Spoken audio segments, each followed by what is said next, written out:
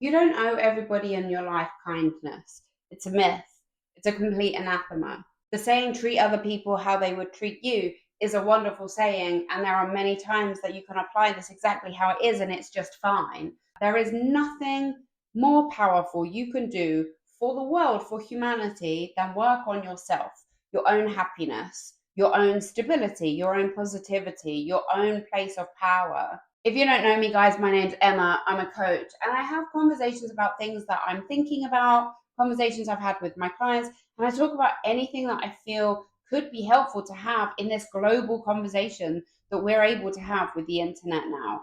The internet can do so many damaging things in our society, but it also has this beautiful, magical power to bring people together.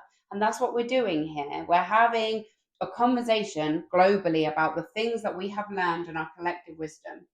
You can treat someone with love and respect and forgiveness, and you can be the poster child for treating someone as they would treat you. But if they are constantly disrespecting you, if they're constantly not being there for you, then you have every right to cut off that kindness. And actually, doing that is a kindness in itself, because sometimes people don't even realize that they are crossing boundaries. And sometimes what people need is that hard lesson. But actually, here is the consequence. I have this person in my life who is kind and compassionate and always there and always willing. And now I've done something in my behavior that means that person has withdrawn that and taken it away. That can be a valuable lesson to give another person.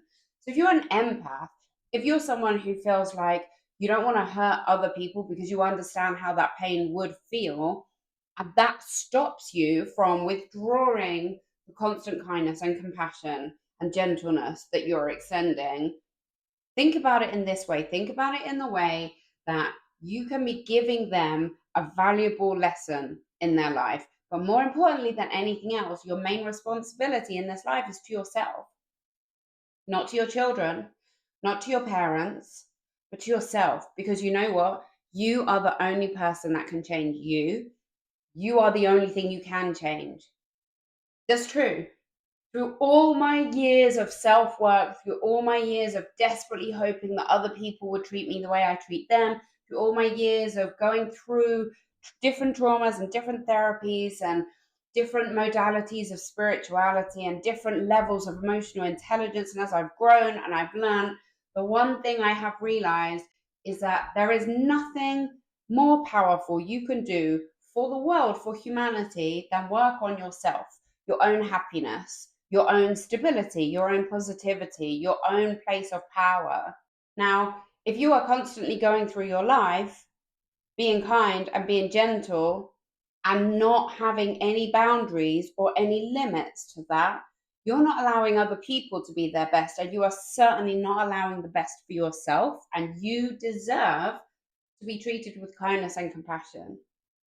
Sometimes people can mistake kindness, gentleness, always being there, lots of social time, spending lots of time with people. Sometimes people can mistake this for weakness. And some people will exploit that weakness. And maybe it's not even a conscious decision that they're making, but that's not your problem. It's not for you to work out why someone is not treating you in the right way.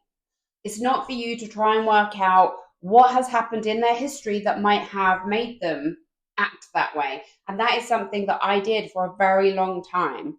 And I tell you, it put me in some very bad situations.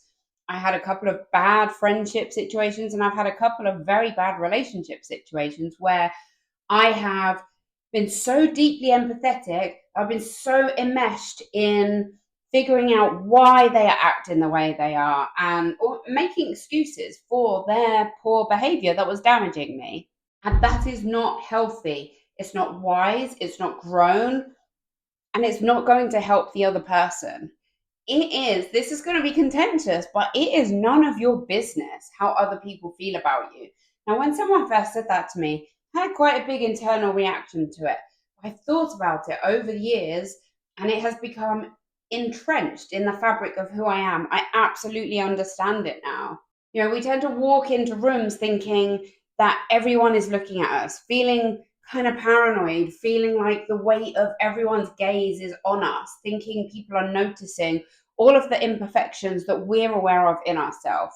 And actually, that's nonsense. People don't care. There's this idea that there are two circles. This is a circle of how much you think other people are paying attention to what you're doing and what's happening in your life and how you're presenting. And then there's this tiny little circle that is the reality of what people around you are actually noticing. It's not our business what anyone else thinks of us. If someone doesn't like you, that is none of your business. It's not for you to unpick why. You can use that as a vehicle to go inward and do deep work and figure out if there are things about yourself that you need to work on, that you want to change for yourself. But it's not your responsibility to understand why other people are acting the way they are acting. You have every right and every responsibility to take care of your own happiness, to take your power back, to be in control. And sometimes the people you are offering that turn the other cheek attitude to don't deserve it. Some people need to have your back, not turning the other cheek.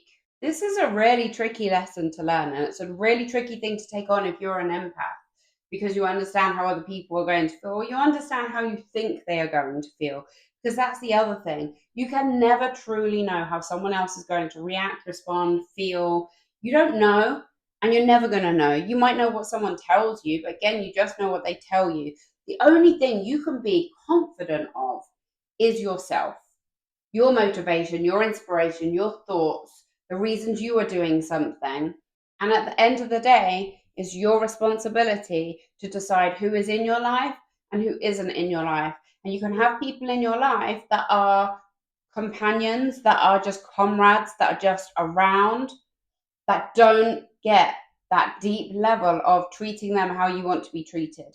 There comes a point where you have to draw a line when people are not treating you the way you want to be treated, and you have to show them boundaries. And showing someone boundaries doesn't have to be a big, dramatic, angry, nasty, hurtful situation. It can simply be you withdrawing your energy and your time and your attention from that person to protect yourself, because your responsibility is to yourself, is to your happiness and to your own evolution. As always, guys, have the best day.